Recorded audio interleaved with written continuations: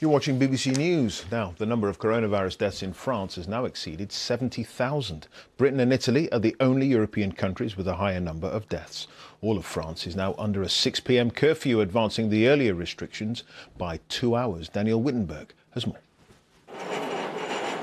The shutters came down early on the Champs-Élysées and deserted streets all over France as the country met another unwelcome coronavirus milestone. At the start of the pandemic, President Emmanuel Macron said the nation was in combat with an invisible enemy. Since then, with more than 70,000 casualties, France's death rate has been higher than on the battlefields of the Second World War. Its latest strategy in the battle to curb infections, the curfew has been brought forward by 2 hours to 6 p.m. for the whole country for at least the next fortnight. The number of positive tests has hit 20,000 a day, and the extension is being received with relative approval. I'm not an expert, but I suppose that if so many scientists agree on the curfew, it must mean it's effective.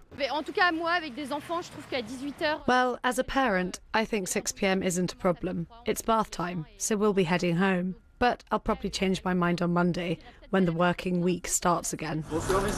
While people will be able to travel after hours for work and urgent appointments, it's more bad news for shops. Parisian optician Mikhail Levy called on the government not to lose sight of businesses' needs. This is yet another restriction, and once again it's a loss of revenue for us.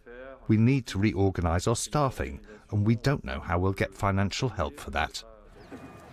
In the daytime, the fairly rare spectacle of snow coating the French capital provided light relief for some, though with hospital admissions continuing to rise and concern over new variants of the virus, it seems there's still a long winter ahead.